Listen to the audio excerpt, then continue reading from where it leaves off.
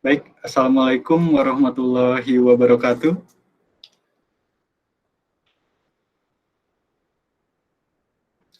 Alhamdulillahirrabbilalamin. Wassalatu wassalamu ala asrofil anbiya'i wal mursalin wa ala alihi wa sahbihi ajmain. Amma ba'du. Rabbi shrahli sadri wa yassir li amri wahlul 'uqdatam min lisani yafqahu qawli.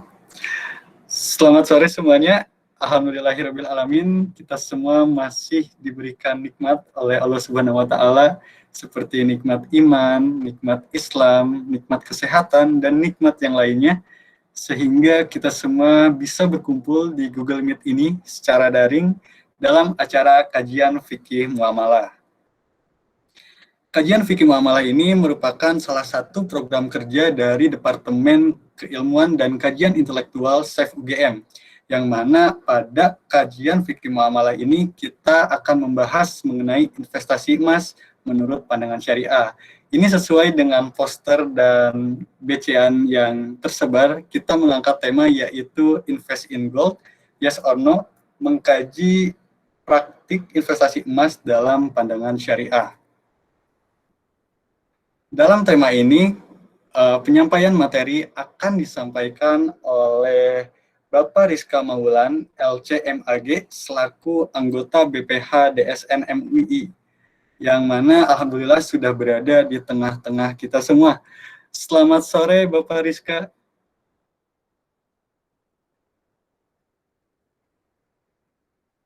Selamat sore Pak.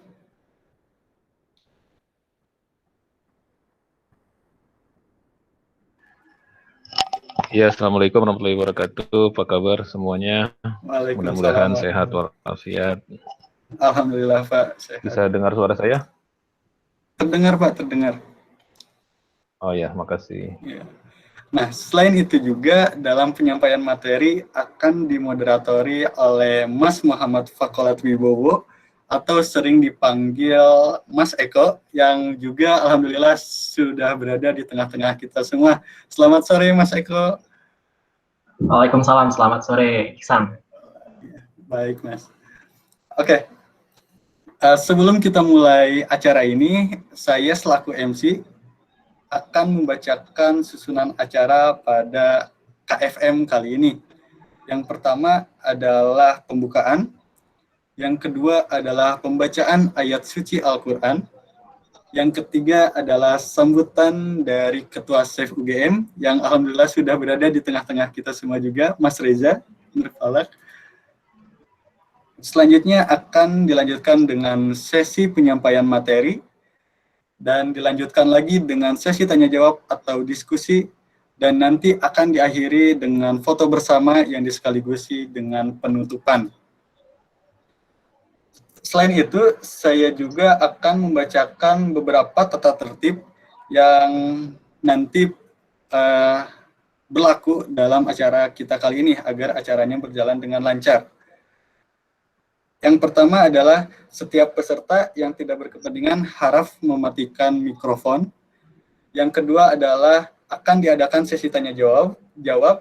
Peserta nanti bisa bertanya secara langsung atau bisa melalui kolom chat. Selain itu, yang ketiga adalah sertifikat akan diberikan jika peserta mengikuti 80% dari rangkaian acara. Dan yang terakhir adalah untuk presensi, nanti linknya akan diberikan pada sesi penutupan. Baik, tanpa perlu berlama-lama lagi, marilah kita buka acara ini dengan membaca bismillah. Bismillahirrahmanirrahim. Baik, selanjutnya akan dilanjutkan dengan pembacaan ayat suci Al-Quran oleh Saudara Hanif Ubaidillah. Kepada Saudara Hanif, saya persilahkan. Monggo Nif.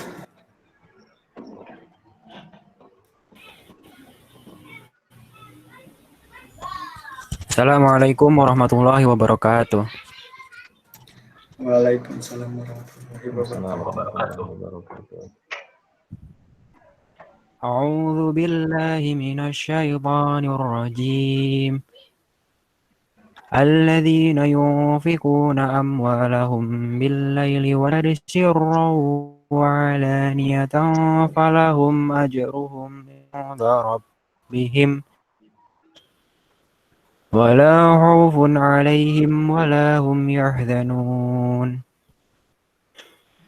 الذين يأكلون الربا لا يقومون إلا كما يقوم الذين يتخبطه الشيطان من المس ذلك بأنهم قالوا إنما البيع مثل الربا وأحل الله البيع وحرم الربا فمن جاءه موعظة من ربه فانتهى فله ما سلف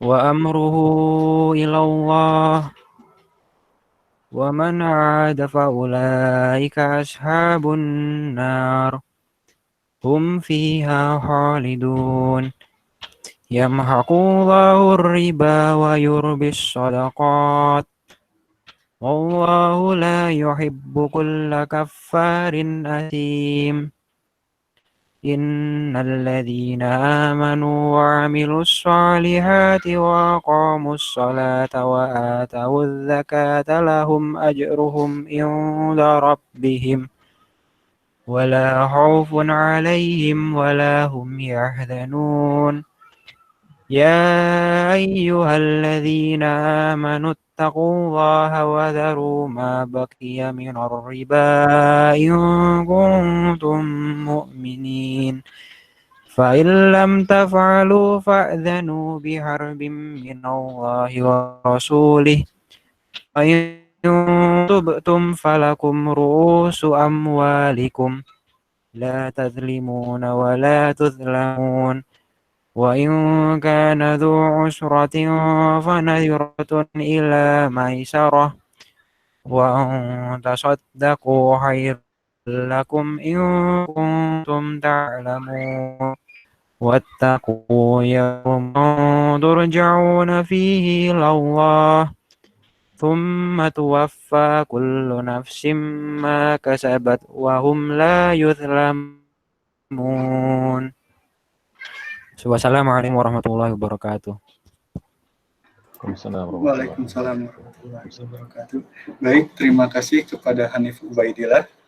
Selanjutnya akan dilanjutkan dengan sambutan dari Ketua SEF UGM kepada Mas Reza Nurfalak. Saya persilahkan, monggo Mas. Bismillahirrahmanirrahim. Assalamualaikum warahmatullahi wabarakatuh.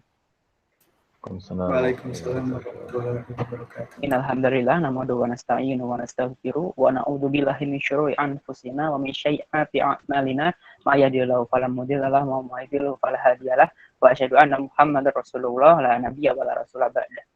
Awalan hadina naskuru ila Allah alladzi qad a'tana nikmatan wa hidayatan hatta nastati'an an najtami'a fi hadzal makan al-mubarak insyaallah. Asaniyat sholawat wassalam ila nabiyina wa rasulina Muhammad sallallahu alaihi wasallam alladzi qad hamalana minal zulumati ila nur wa ila zulumati ila huda. Pertama-tama saya mengucapkan selamat datang kepada Bapak Rizka Maulan yang sudah menyempatkan hadir di webinar ini. Lalu dan juga Mas Eko yang sudah hadir di webinar ini dan juga seluruh teman-teman, seluruh mahasiswa yang menyempatkan hadir di kajian fikih muamalah ini. Lalu berikutnya, kalau bicara tentang kajian fikih muamalah ini sudah berjalan sangat lama dan selalu menghadirkan topik-topik yang sangat menarik dari waktu ke waktu, dan kebetulan juga nih, ini adalah webinar pertama yang diadakan SEF UGM di semester baru ini.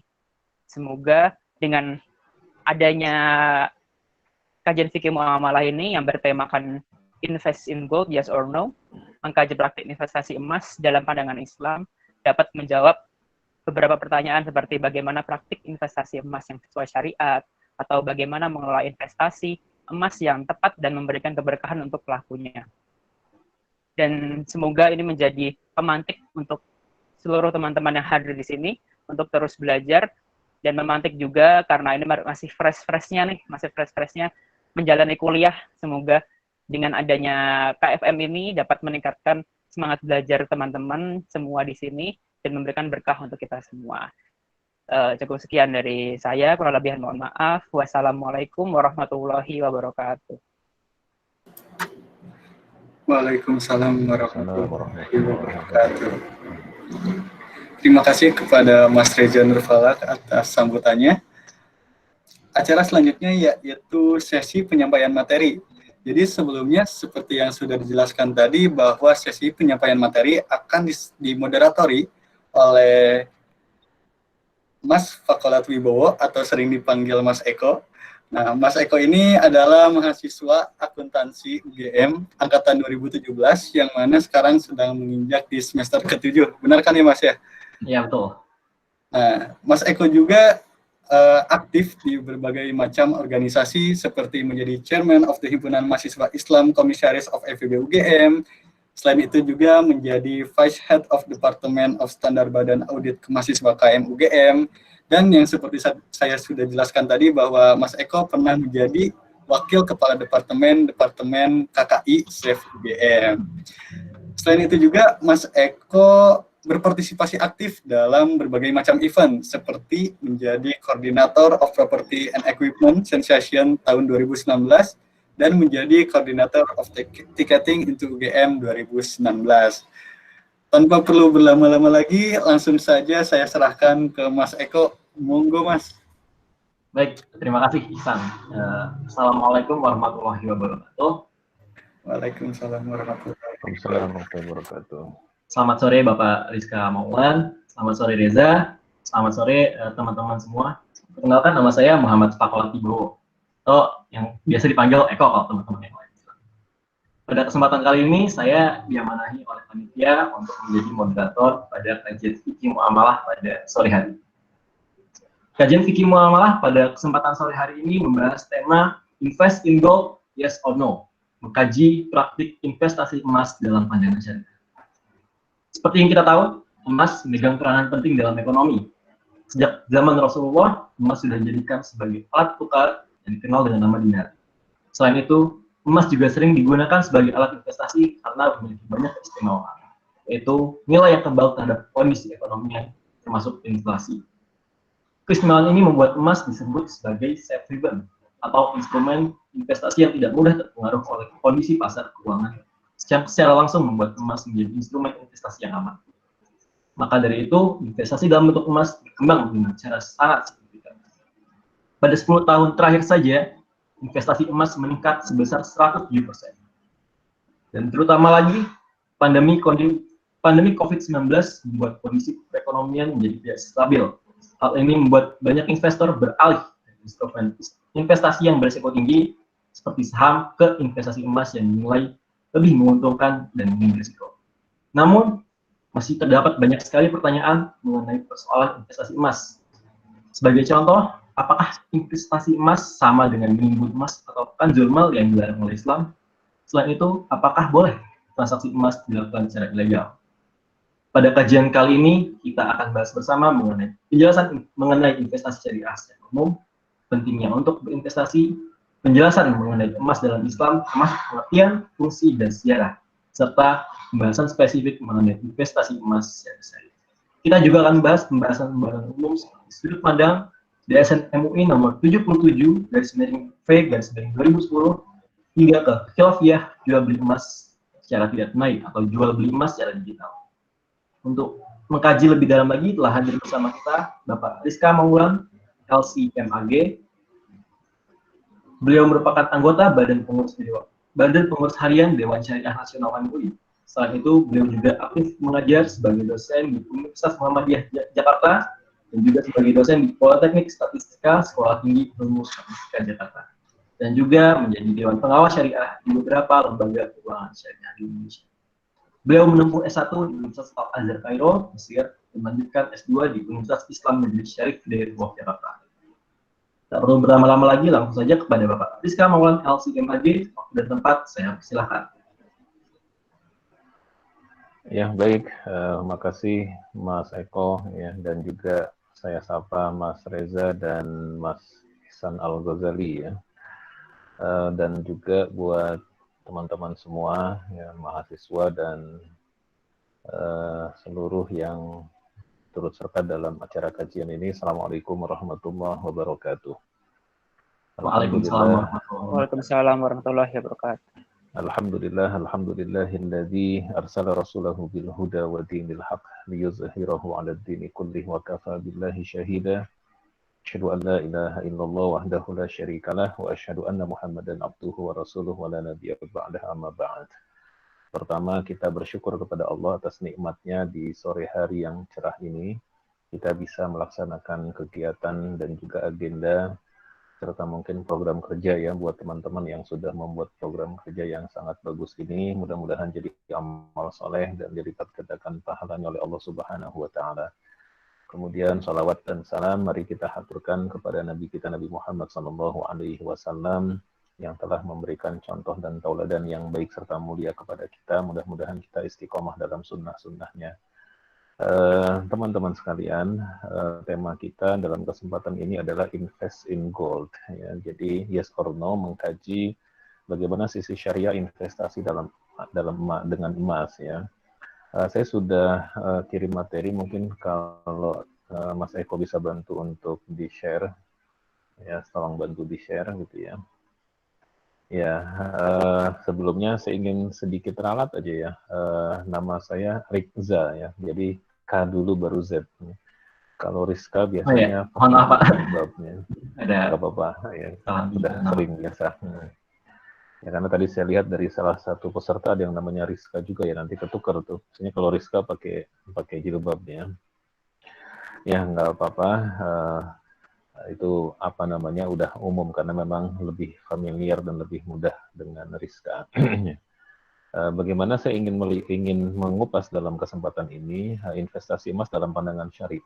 Mungkin kalau saya dari sisi lebih kepada sisi syariahnya ya, kalau sisi bagaimana perhitungan nilai investasi dan lain sebagainya, tadi juga Mas Eko sudah menyampaikan beberapa data terakhir ya, 10 tahun terakhir sampai 100% lebih ya. Peningkatan nilainya dan seterusnya, dan cocokkah emas untuk investasi dan bagaimana cara memilih emas dalam investasi dan seterusnya, apakah lantakan atau batangan ataukah perhiasan, berapa karat dan seterusnya. Saya tidak punya kompetensi di bidang itu ya, jadi mungkin saya sedikit di bidang sisi syariahnya saja gitu ya. Baik teman-teman sekalian, ini saya awali dengan firman Allah Subhanahu wa Ta'ala surat Ali Imran ayat 14. Allah berfirman, A'udzubillahi minasyaitonirrajim. Zuyyina lin-nasi hubbus syahawati minan nisa wal banin wal qanatiril muqantarati minadh dhahabi wal fiddah wal khailil musawwamati wal an'ami wal harth. Ya, bisa di next di halaman berikutnya. Dijadikan indah pada pandangan manusia itu kecintaan terhadap apa-apa yang diingini seperti wanita-wanita, ya, anak-anak, harta kekayaan dari emas dan perak dan seterusnya.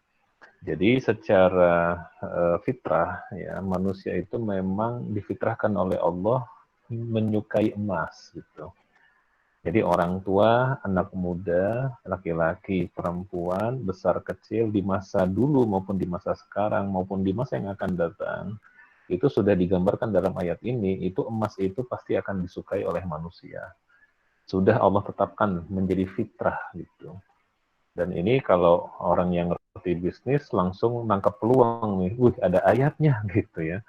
Dan kalau ayat tidak akan lekang dengan zaman gitu ya, artinya memang dia sesuatu yang sudah Allah tentukan, Allah patrikan dalam setiap sanubari ya, manusia bahwa ya, manusia pasti akan menyukai dan mencintai emas ya. Nah, ini adalah ayat-ayat yang menjadi pembuka. Bisa di next. Selanjutnya adalah hadis Nabi Shallallahu Alaihi Wasallam. Ini hadis yang mengingatkan kita. An Nabi Hurairah radhiyallahu an, qala Rasulullah Shallallahu Alaihi Wasallam, ya'ti 'alan nasi zamanun. Kelak akan tiba pada manusia satu masa. La jibali rajul min di masa itu orang tidak peduli lagi dari mana dia mendapatkan harta, mendapatkan income gitu ya. Min halalin am haramin, apakah dari yang halal ataupun dari yang haram. Nah, rasa-rasanya zaman yang disabdakan Nabi itu terjadi di zaman kita sekarang. Orang nggak peduli lagi tuh sama yang halal dan yang haram. Kadang-kadang ada orang yang berseloroh, jangankan yang halal Ustadz, yang haram aja susah gitu. Apalagi di kondisi pandemi seperti sekarang ini. Nah, teman-teman mengadakan acara seperti ini luar biasa. Ya, mengadakan kajian ekonomi syariah atau kajian muamalah itu luar biasa, meluruskan manusia. Ya, ketika zamannya sudah zaman orang tidak peduli, ternyata masih ada sekelompok orang yang peduli, dan ini adalah teman-teman mahasiswa, masya Allah luar biasa. Nah, hadis ini mengingatkan kita, artinya apa? Kalaupun nanti kita menggunakan dan memilih emas sebagai salah satu instrumen dalam investasi, maka ada dawabit, ada rambu-rambu syariahnya yang harus kita patuhi bersama. Kemudian next yang berikutnya adalah ya pembahasan kita ada 4 pembahasan besar. Yang pertama adalah investasi secara syariah itu seperti apa, urgensinya bagaimana, kemudian emas dalam pandangan syariah, pengertian, fungsi, dan sejarah. Mungkin sejarah tidak akan saya kupas, saya tidak ada kompetensi di situ, mungkin nanti bisa baca-baca di sumber yang lain ya. Kemudian yang keempat, hukum jual beli emas secara tidak tunai dengan segala dinamikanya. Kita mulai yang pertama dulu, next ya, tentang bagaimana dan apa itu investasi. Jadi investasi itu secara istilah bahasa Arab itu diistilahkan dengan istilah istismar. Istismar ini akar katanya adalah samaro. Samaro itu artinya adalah buah. Ya. Kenapa istismar itu diambil dari kata buah? Karena seperti orang menanam. Ya, jadi investasi itu adalah seperti orang menanam yang dengan tanaman tersebut nanti akan tumbuh dan akan menghasilkan buah. Jadi ada hasil gitu dari yang ditanam itu, dan itu akan terus berkembang gitu. Nah, kata istismar dalam Al-Quran maupun Al-Hadis itu sejauh yang saya ketahui, mungkin nanti kalau saya keliru bisa dikoreksi ya, bahwa yang dimaksud dengan ataupun kata-kata istismar ini adalah kata-kata baru yang dalam Al-Quran maupun dalam Al-Hadis tidak secara spesifik disebut dengan istilah istismar. Jadi istilahnya ya tidak ada ya. Tetapi secara substansinya itu banyak disebut dalam Al-Quran. Nanti akan kita kupas. Nah, istilah lain yang umum digunakan dalam masalah investasi itu adalah al-idarah al-maliyah. Meskipun al-idarah al-maliyah ini lebih konteksnya pada pengelolaan keuangan gitu ya, dan pengelolaan keuangan itu merupakan satu istilah yang sangat dekat dengan investasi ya, itu financial planning ya, mungkin teman-teman lebih ahli dalam hal ini ya. Nah, kalau kata-kata al-idarah al-maliyah ini juga tidak disebut dalam nas baik Quran maupun hadis ya. Namun kalau kita perhatikan pesan-pesan investasi itu sudah tersirat dalam Al-Quran maupun Al-Hadis. Di antaranya adalah dalam Al-Quran itu banyak istilah tijaroh, ya perdagangan. Bahkan Allah itu memberikan perumpamaan kehidupan kita di dunia itu dalam konteks hubungan kita dengan Allah adalah dengan perumpamaan tijaroh, bisnis gitu. Ya, jadi ingin nggak orang yang bisnisnya itu sukses atau tidak, maka Allah gambarkan dari sisi jual beli tijaroh itu gitu ya. Ya ayyuhalladzina amanu hal adullukum ala tijaratin tunjikum min adzabin alim. Orang ketika invest pasti ingin untung. Orang yang untung secara substansi adalah orang yang berbisnis dengan Allah, dia invest ya di dunia ini untuk kepentingan Allah dengan cara apa? Ya, dia melakukan berbagai upaya menyerahkan dirinya dan hartanya hanya kepada Allah, dan nanti hasil investasinya apa? Dia akan selamat dari azab neraka. Kalau dia selamat dari azab neraka, artinya apa? Dia masuk surga, gitu ya. Ini dari sisi istilahnya. Istilah-istilah yang lain juga banyak. Al-bai', jual beli dalam Al-Quran juga sering disebut ya. Wa ahallallahu al-bai'a wa harrama riba. Allah halalkan jual beli dan Allah haramkan riba, gitu ya. Nah, kemudian yang kedua adalah perintah untuk memperhatikan kehidupan masa depan, gitu. Ya, seperti umumnya Allah berfirman kepada kita ataupun dalam hadis dalam hadis-hadis Nabi juga sering disebutkan bagaimana kisah Nabi Yusuf alaihi salam, di mana ketika beliau ya mentakwilkan mimpi raja. ada 7 sapi kurus-kurus memakan 7 sapi gemuk-gemuk. Ini mimpi raja. Ada 7 bulir gandum yang kosong, ada 7 bulir gandum yang terisi penuh. Seluruh ahli tafsir mimpi dipanggil oleh raja, tapi tidak ada satupun yang bisa mentakwilkannya. Itulah kemudian Nabi Yusuf memberikan, ketika diminta untuk mentakwilkan, baru beliau mentakwilkan bahwa kita akan mengalami 7 masa yang baik, ketika air hujan turun, kemudian tanah subur, sehingga bisa menghasilkan dengan baik. Tapi setelah 7 tahun itu akan muncul 7 tahun lagi ke depan, yang di 7 tahun itu tidak satu tetes air hujan pun turun, ya. Tidak satu tanaman pun yang bisa berbuah, gitu. Nah, raja panik, terus apa yang harus saya lakukan? Nah, barulah Nabi Yusuf mengajukan diri, karena beliau punya kompetensi, ij'alni ala khazainil ardi inni hafizun alim. Jadi kan aku bendaharawan negeri, karena aku amanah dan profesional. Jadi minta jabatan itu dalam konteks tertentu itu boleh. Jadi bukan, dalam Islam bukan tidak boleh minta jabatan, ya boleh, tapi harus punya 2 kriteria tadi, hafizun alim, amanah dan profesional. Nah, akhirnya barulah Nabi Yusuf membuat perangkat-perangkat investasi untuk sisi kehidupan masyarakat Mesir pada waktu itu agar nanti ketika masa paceklik mereka bisa selamat. Dan ternyata berhasil gitu ya. Jadi investasi itu kan tujuannya begitu, untuk masa depan, supaya nanti di masa-masa sulit kita tidak sulit gitu, tapi kita bisa lalui dengan baik, ya. Nah, kemudian juga yang ketiga, perintah untuk meninggalkan ahli waris kaya berkecukupan. Ini hadis Nabi. Nabi bersabda kepada kita, innaka antadha warathataka aghniya khairun laka min antatrukahum alatan yatakaffafunan nas. Sesungguhnya kalian meninggalkan ahli waris kalian, anak istri kalian dalam kondisi kaya berkecukupan, itu lebih baik dibandingkan dengan kalian meninggalkan mereka dalam kondisi miskin meminta-minta manusia. Nah, artinya ada perintah seperti itu, kita dianjurkan untuk berinvestasi. Kira-kira begitu. Bisa di next lagi. Nah, ini ada beberapa definisi investasi.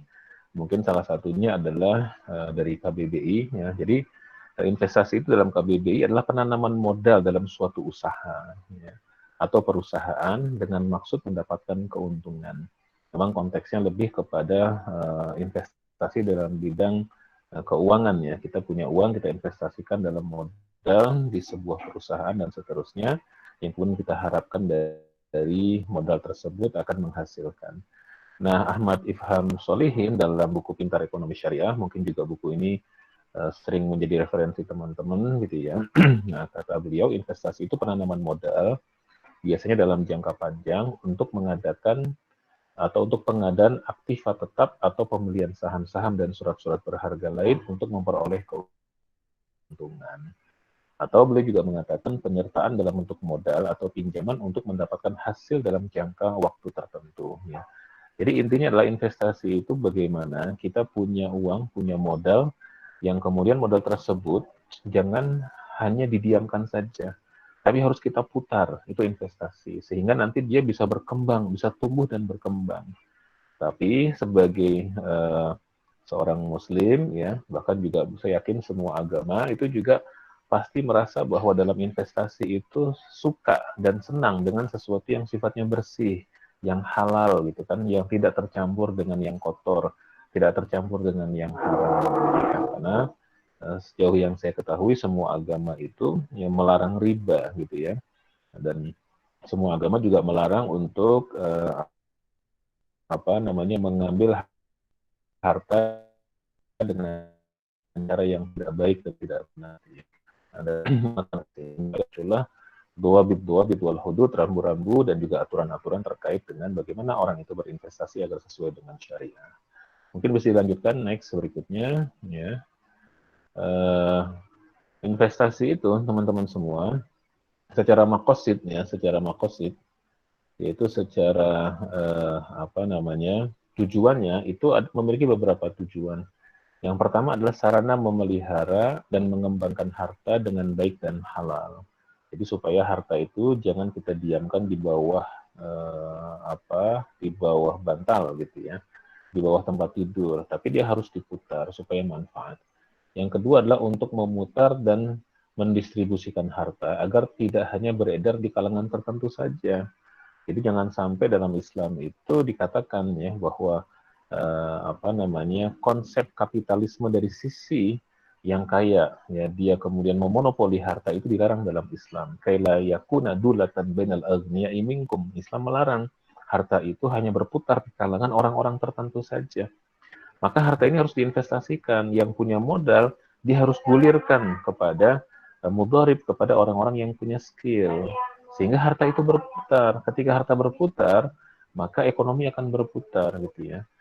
Makanya dalam konteks sodakoh ya, dalam kita kan ada istilah sodakohnya. Nah, sodakoh itu kan artinya adalah berasal dari kata sodako yang artinya benar. Karena orang yang imannya benar itu adalah orang yang rajin sodakoh. Dan terus sodakoh itu dalam Islam itu akan menumbuhkan ekonomi. Dia melawannya riba, antitesanya riba itu sodakoh. Loh kok bisa gitu ya? Karena ketika orang dalam kondisi seperti sekarang nih pandemi, yang kuat itu mereka bareng-bareng bersedekah kepada orang yang terpaksa secara ekonomi, dan orang miskin itu ketika mendapatkan uang beda dengan orang kaya. Kalau orang kaya dapat uang, dia simpan. Tapi orang miskin dapat uang, dia apakan? Dia belanja. Nah, ketika dia belanja, kita bayangkan dalam skala makro gitu ya, masyarakat belanja. Maka yang terjadi apa? Pasar menggeliat. Ketika pasar menggeliat, distribusi menggeliat.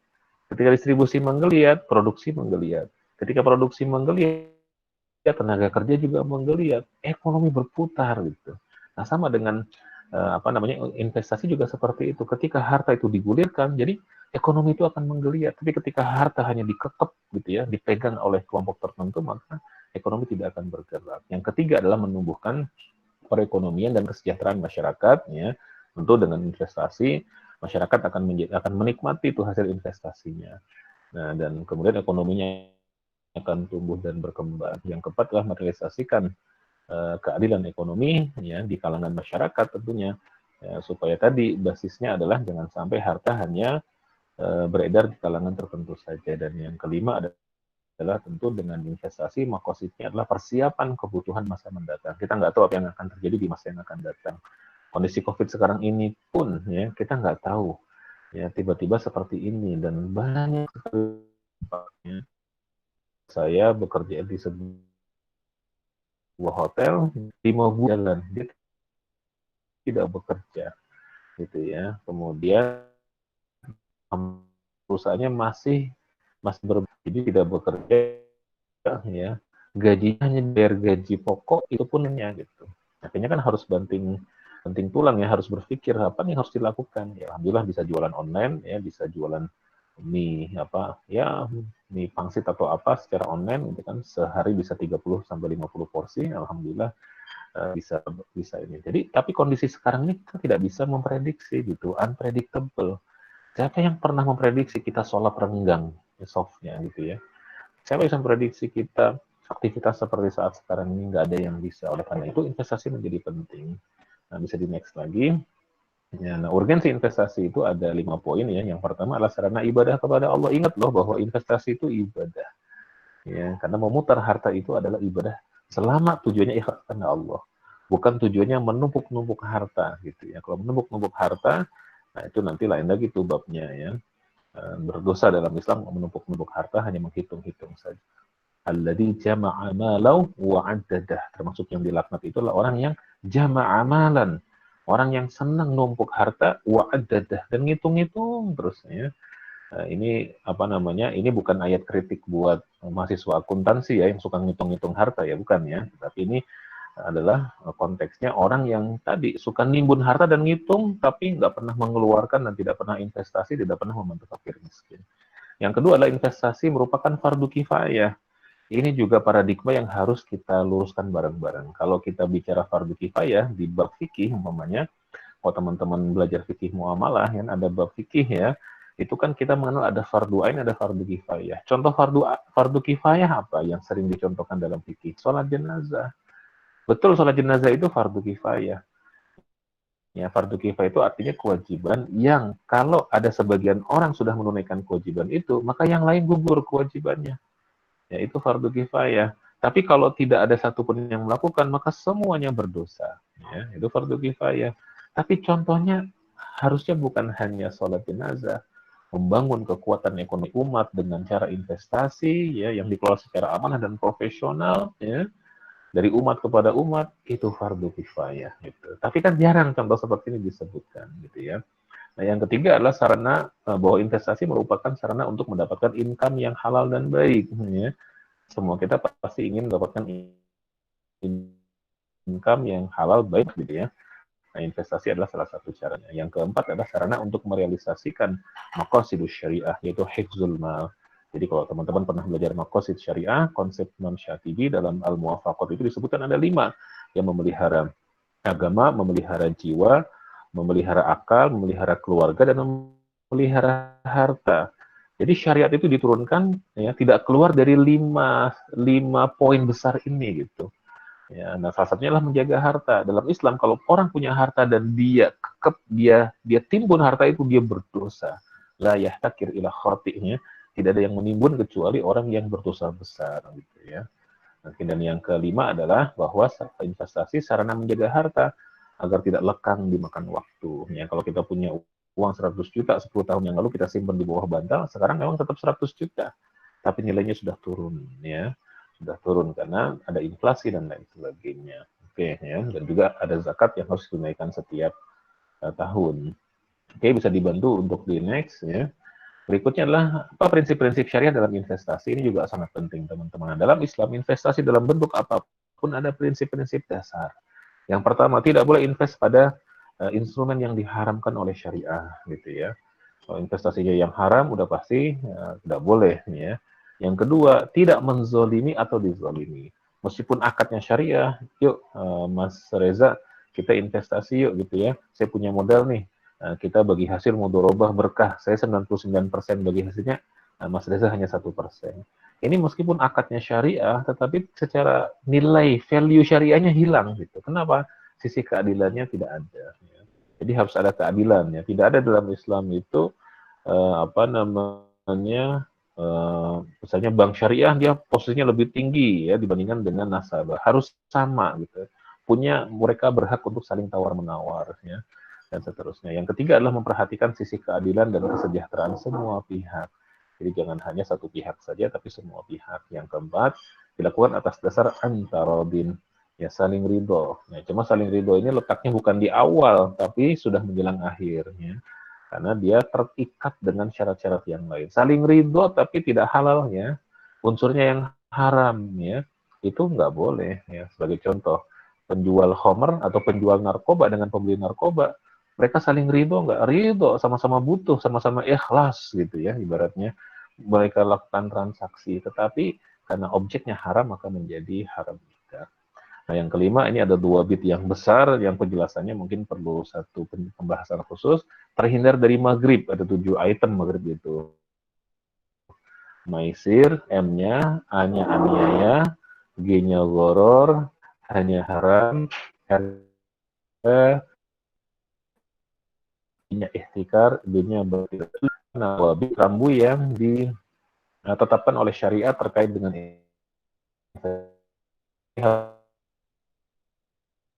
dari maghrib, tidak isi dan mau lihat enggak dari bentuk investasi yang lain.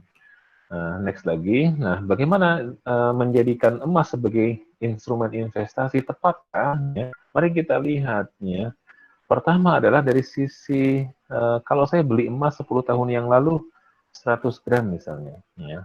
10 tahun yang lalu 2010 saya beli emas 100 gram. Pertanyaannya tahun 2020 sekarang setelah 10 tahun emas saya bertambah? Tidak jawabannya. Jadi sifatnya dia sebenarnya juga nilainya tetap gitu, sebenarnya nilainya tetap. Tapi karena ada inflasi gitu ya, maka dia sebenarnya poin yang ketiga tadi ya. Makanya nanti teman-teman kalau diskusi, saya juga pernah diskusi dengan beberapa teman-teman yang lain, ada yang tidak setuju dengan istilah investasi emas. Emas itu bukan alat investasi, kata sebagian teman-teman, tapi dia alat lindung nilai. Jadi kalau saya punya uang, mungkin 10 tahun yang lalu harga emas 500.000 gitu ya, saya beli tahun 10 tahun yang lalu 500.000, harganya, kalau beli 100 gram, 100 gramnya berapa tuh? Berarti 50 juta gitu ya. Lalu saya beli 50 juta, tapi emasnya tetap 100 gram. Cuma ya, apa namanya, dia melindungi nilai saya, mata uang saya yang dulu, rupiah saya yang dulu, gitu ya. Tapi emasnya tetap sama gitu. Ini saya nggak mau apa namanya masuk lebih dalam ke dilema ini, setuju atau tidak setuju dengan emas sebagai instrumen investasi. Ya, sebagian melihat dari sisi bahwa ini adalah investasi karena nilainya bertambah, gitu, meskipun emasnya tetap. Tapi sebagian mengatakan itu bukan investasi karena emasnya tetap segitu-segitu aja. Ya, dia hanya melindungi nilai 10 tahun yang lalu. Ya, 50 juta 10 tahun yang lalu, sekarang harganya adalah kira-kira 100 juta. Kira-kira begitu ya. Nah, yang kedua adalah emas itu bersifat statis dan tidak bisa diputar. Maksudnya saya punya emas batangan 1 kilo gitu ya. Bagaimana saya cara memutar emas ini? Nggak bisa. Dia harus saya cairkan dulu gitu ya, untuk supaya menjadi modal kerja bagi orang lain untuk dia bekerja. Nah, ini juga apa namanya menjadi nanti bahan diskusi teman-teman ya. Buat kalau bikin kajian lanjutannya mungkin bisa di kajian dari sisi itunya gitu ya. Nah, kemudian yang ketiga tadi atas dasar itu, maka ada yang mengatakan sebagian, ini bukan investasi tapi lindung nilai. Sebagian mengatakan, ya ini walaupun lindung nilai, tapi nilai, ya, walaupun asetnya itu asrat. Jadi memang walaupun tidak diputar pun ataupun tetap ada zakat yang harus ditunaikan setiap tahunnya. Oke, next ya. Nah, bagaimana apa sih definisi emas dan fungsi emas secara sejarah emas? Seperti tadi saya sampaikan bahwa saya tidak punya kompetensi untuk menyampaikan sejarah emas seperti apa. Ini pun saya ngambil dari beberapa buku, ya. Kalau sebagian itu menerjemahkan emas itu adalah unsur kimia dalam tabel periodik yang memiliki simbol Au, ya, aurum, dengan nomor atom 79. Saya pun tidak terlalu paham dengan istilah ini, mungkin teman-teman lebih paham ya.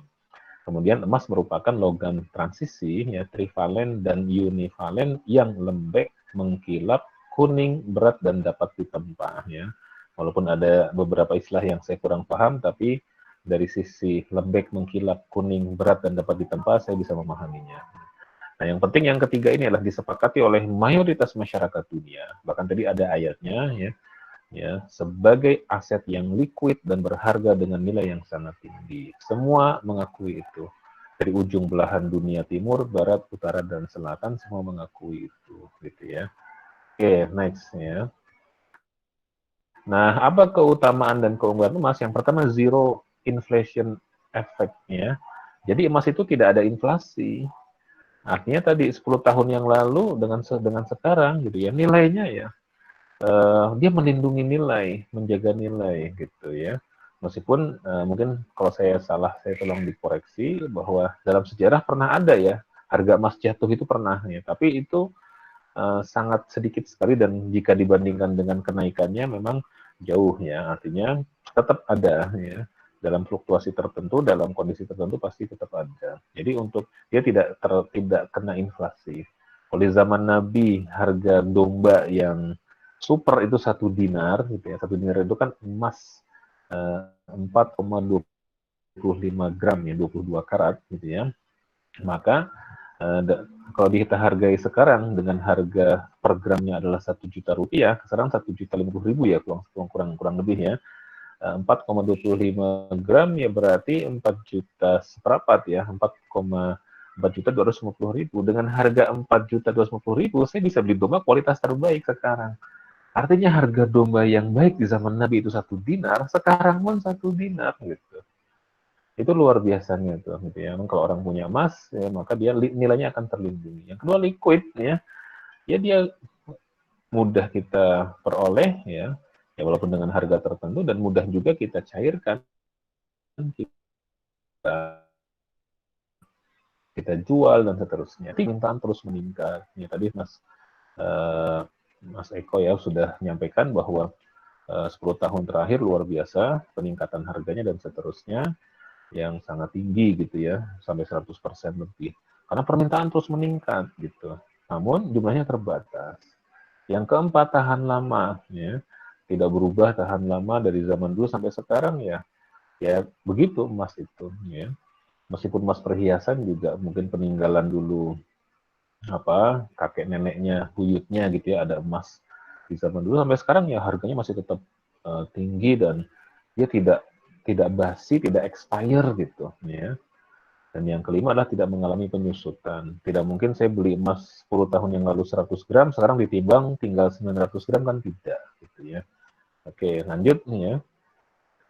Yang berikutnya adalah, nah dari pembahasan tadi, ada pembahasan yang cukup penting di sini adalah bagaimana hukum jual beli emas ya secara tidak tunai. Ya.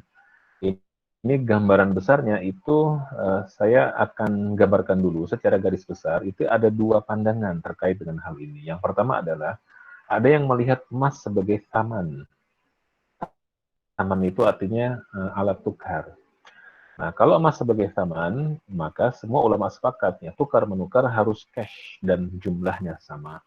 Dan dalam hadis nanti yang akan kita bahas, Nabi juga mengatakan kepada kita bahwa emas dengan emas, ya perak dengan perak, ya, kemudian gandum dengan gandum, ya kemudian eh, jawabut atau jenis dengan jenis gandum, kemudian kurma dengan kurma, garam dengan garam, itu harus sama ya dan harus tunai. Tidak boleh ada yang tidak sama dan tidak tunai. Nah, maka kalau jual beli emas dengan tidak tunai, ya, maka menurut orang yang atau ketika emas itu menjadi taman, menjadi alat tukar, semua sepakat, ya, maka hukumnya itu adalah riba. Kalau membeli emas dengan harga atau dengan cara mencicil, gitu, ya. Tapi ketika emas sudah tidak lagi menjadi saman, ya, tapi dia menjadi sil'ah, menjadi komoditas. Nah, ketika sudah menjadi komoditas dan tidak menjadi alat tukar, saya tidak tahu, mungkin nanti teman-teman silahkan gali ya, masih ada nggak sekarang negara yang memang secara regulasinya itu menjadikan emas sebagai alat tukar, ya. Nanti kalau ada tolong bisa disampaikan, ya. Kalau ada negara yang seperti itu, maka jual beli emas secara cicil di negara itu menjadi haram. Kenapa? Karena hadis Nabi tadi yang saya sampaikan itu berlaku di situ. Namun ketika emas sudah menjadi sil'ah, menjadi komoditas, ya, menjadi barang dia, maka dia hukumnya sama seperti barang-barang yang lain, seperti elektronik, ya, seperti barang-barang yang lain lah, gitu ya. Yang ketika barang lain boleh jual beli secara cash maupun secara cicil, maka ketika emas tidak menjadi alat tukar, sudah bukan menjadi sil'ah tapi menjadi sama, maaf, tidak menjadi saman tapi sudah menjadi sil'ah, maka hukum memperjualbelikan dengan cara cicil itu hukumnya adalah boleh. Ini kira-kira gambaran dasarnya seperti itu. Bisa di next ya.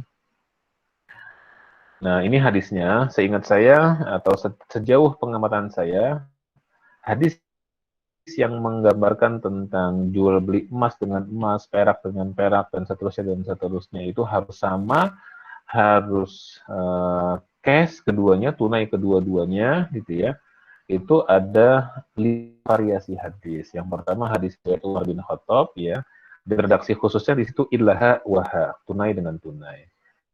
Kemudian hadis riwayat Abu Bakar dikatakan wabi'u az-zahab wal fiddah kaifa syi'tum. Kalau berbeda, satu emas, satu perak, maka boleh kalian jual beli sesuai keinginan kalian, gitu ya.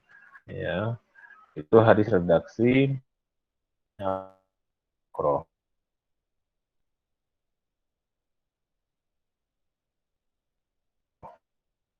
Ya, hadis redaksi Adri ya, wa tatib ya, najis gitu ya. Dan ya,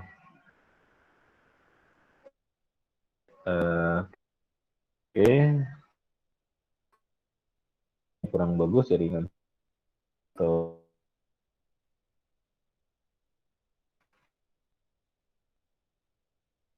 ada bin Somit ya, kalau tidak sah tidak dengan perak, kaifa itu idaka perjual beli kan sesuai sekehendak Yang penting harus kayak Sa'd bin Azib, Nabi pernah ambil wahab ya dari orang jual beli ya, atau jual perak dengan emas ya, secara tidak tunai. Ini hadis-hadis bisa di next ya. Hadisnya ada di sini. Hadis Umar bin Khattab ini redaksi hadisnya. Zahab bil zahab riba. Jual beli adalah riba kecuali tunai dengan tunai. Ya. Wal bur bil burri riba ilaha ya. Kemudian ini tunai ya. Karena di zaman Nabi tidak ada beras ya.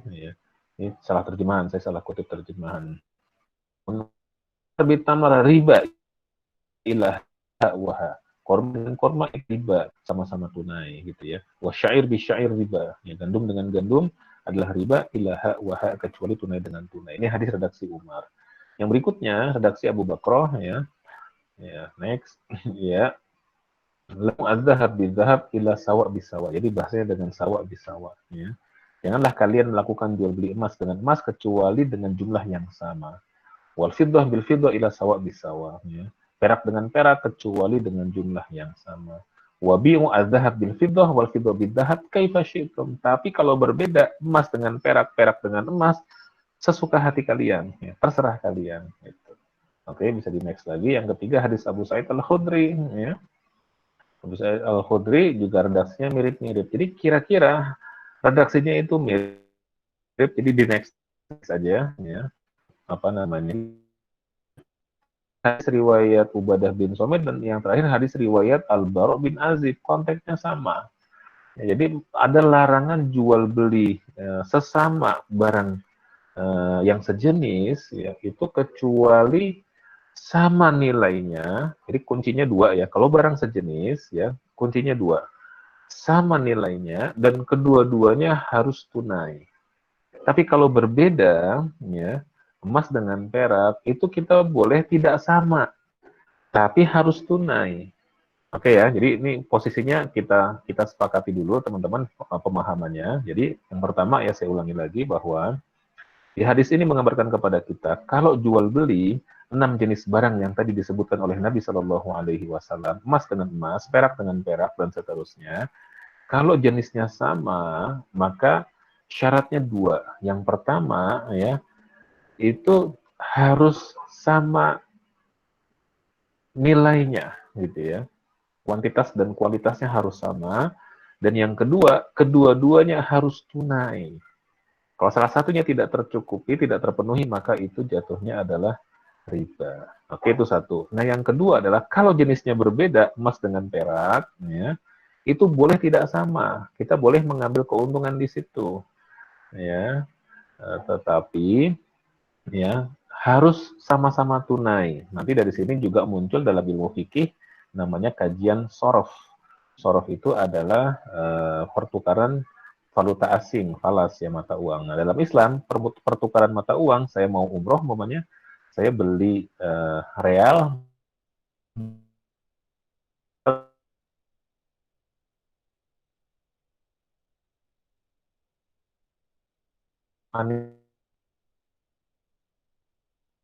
ya.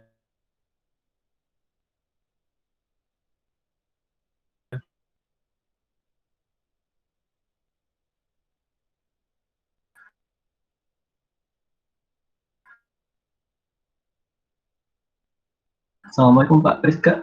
Pak Rizka, suaranya agak putus Pak. Ya. Gitu.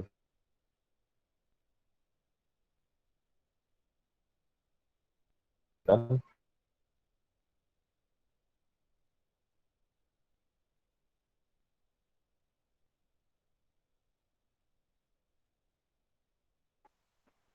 Halo, Assalamualaikum Pak Rizka. Rizka.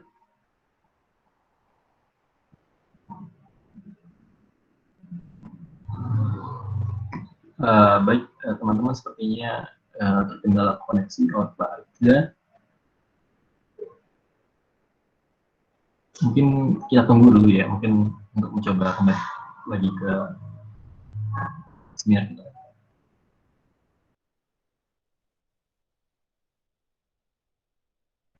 Sementara menunggu pembicara untuk kembali ke ruangan, mungkin teman-teman yang memiliki pertanyaan boleh dituliskan pada kolom chat dengan format tanya, strip nama, strip pertanyaan. Akan dijawab setelah sesi materi selesai. Koneksi terganggu, bisa dengar kembali suara saya? Alhamdulillah, bisa Pak? Bisa ya, Iya. mohon maaf ya. Jaringan seperti itu. Oke, baik, Mas, lanjut ke slide yang tadi, ke 20, nih, kesimpulan makna hadis. Ya.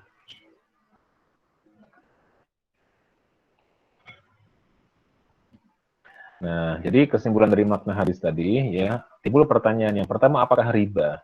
Ya, karena tidak tunai, sementara ada hadis Nabi tadi yang mengharuskan, mensyaratkan pertukaran, kalaupun jenisnya berbeda harus tunai.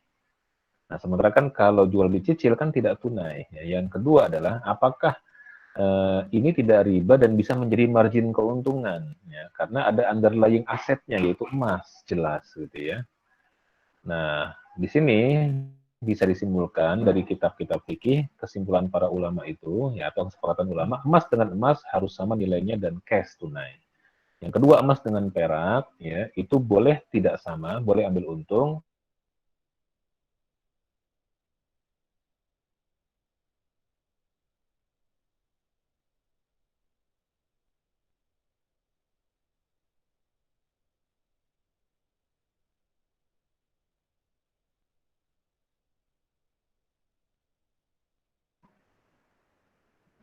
Cek, halo. Assalamualaikum Pak Rizza. Nampaknya terus kembali.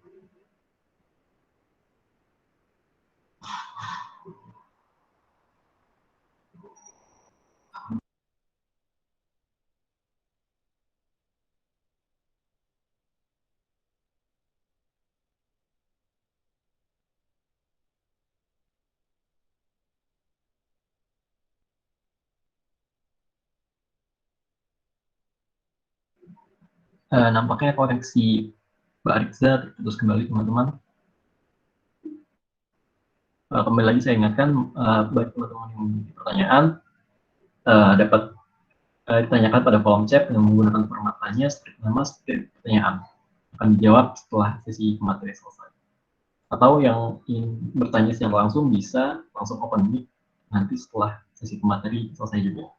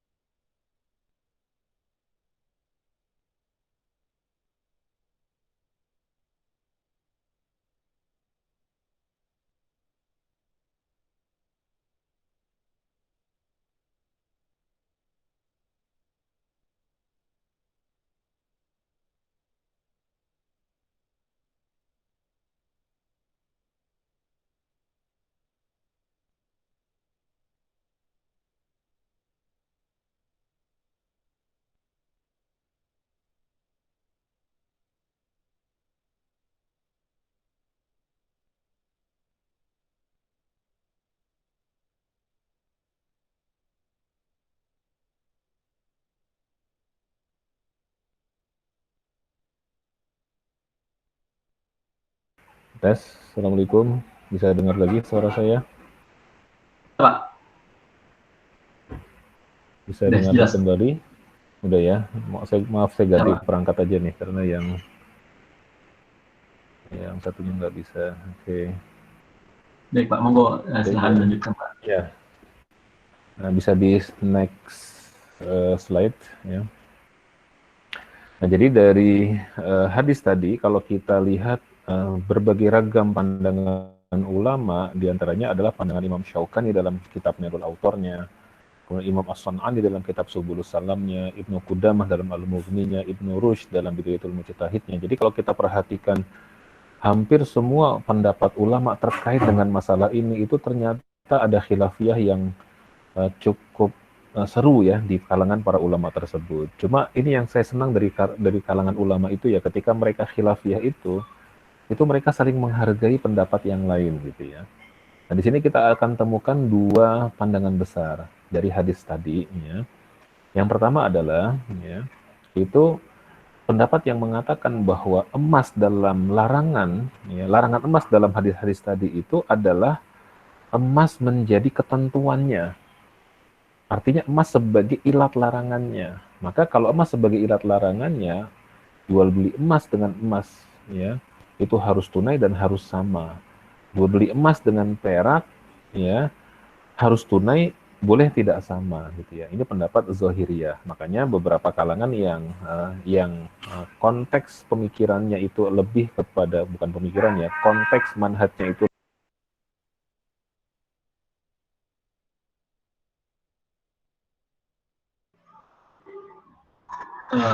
Nampaknya terputus lagi teman-teman.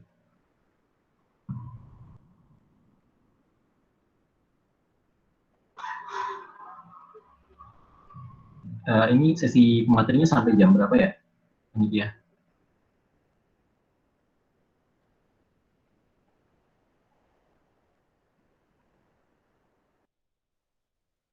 Sampai 17.35 sih Mas kalau di rundown.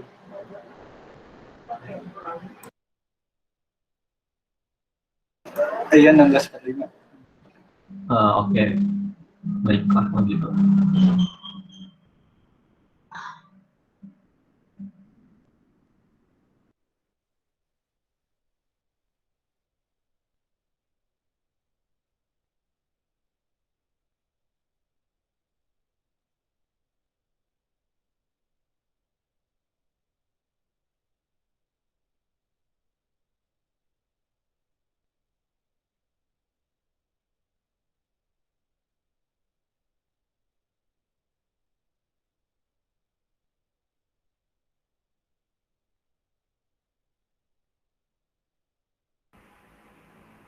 Assalamualaikum warahmatullahi wabarakatuh. Bisa. Waalaikumsalam. Mohon maaf ya, terganggu koneksinya. Baik Pak, tidak apa-apa. Jaringan di sayanya lagi kurang bagus. Kadang-kadang mengalami masalah sama seperti ini. Gimana, masih kita lanjutkan atau gimana? Atau langsung tanya jawab? Dan lanjutkan dulu ya. Masih ada waktu sampai 16.45 Pak. Oh ya, baik, saya selesaikan beberapa slide lagi, mudah-mudahan keburu. Jadi tadi ya, ada dua pandangan. Pandangan yang pertama melihat emas sebagai ketentuannya, tapi pandangan yang kedua itu melihat emas sebagai yang dilarang itu adalah karena dia sebagai alat tukarnya gitu. Kalau yang melihat emas sebagai ketentuannya, maka pokoknya harus tekstual. Emas dengan emas harus sama, harus cash, tunai. Kalaupun berbeda, ya boleh berbeda, tapi tetap harus cash gitu, harus tunai. Sementara yang kedua, larangan itu ada tekstualnya, ya, ada kontekstualnya, maaf ya, ada makositnya, yaitu ketika emas menjadi saman alat tukar, maka dia tidak boleh diperjualbelikan kecuali dengan cara yang sesuai sudah ditentukan oleh Nabi. Kalau sesama emas harus sama dan tunai, kalau berbeda maka dia harus tunai meskipun tidak sama. Nah, yang menarik adalah pendapatnya Ibnu Taimiyah dan Ibnu Qayyim al-Jauzi. Ibnu Taimiyah dan Ibnu Qayyim al-Jauzi itu mengatakan huli itu adalah perhiasan emas. Ternyata mereka pernah berpendapat bahwa huli, perhiasan emas itu boleh diperjualbelikan secara tidak tunai. Ya. Ini pendapatnya Ibnu Taimiyah dan Ibnu Qayyim al-Jauzi. Kenapa? Karena ketika sudah ditempa menjadi huli, perhiasan seperti kalung dan sebagainya itu, dia sudah keluar dari substansinya sebagai mata uang gitu. Kan tidak ada orang jual beli gelang dengan beras, ada nggak? Nggak ada. Jual beli cincin dengan sepeda, ada nggak? Nggak ada gitu ya. Oke, dilanjut di next lagi. Ya. Nah ini adalah redaksi Ibnu Rushd ya, nanti bisa dibaca sendiri aja. Jadi Ibnu Rushd juga sama mengatakan bahwa ilat dari tibehnya itu adalah karena emas sebagai asman, sebagai mata uang. Ya, yang itu redaksi terakhirnya itu ya, kaunuha ru'usan lil asman wa qiyaman lil matlafat ya. Jadi itu karena emas dan perak menjadi mata uang dan standar nilai terhadap barang-barang yang rusak gitu ya. Oke, lanjut lagi ya, redaksinya Ibnu Taimiyah. Next, ini juga ada. Intinya adalah Ibnu Taimiyah juga menganggap dan Ibnu Qayyim juga menganggap bahwa itu dilarang karena ya adanya ilat bahwa emas dan perak menjadi saman mata uang. Next lagi ya. Nah, jadi dari sini teman-teman sekalian bisa saya simpulkan ini kesimpulan akhirnya. Jadi ada dua pendapat memang. Bagaimana hukum jual beli emas dengan cara cicil? Pendapat yang pertama adalah pendapat yang mengatakan tidak boleh. Kenapa? Karena mereka menilai bahwa emas di sini sebagai ketentuannya itu sendiri. Maka tidak boleh diperjualbelikan kecuali dengan tunai. Maka pendapat yang pertama, ya mungkin teman-teman juga sering lihat video YouTube-nya atau membaca atau mengikuti kajian-kajiannya. Kalau pendapat pertama ini, maka tidak boleh melakukan jual beli emas kecuali dengan cara yang tunai, ya tidak boleh cicil.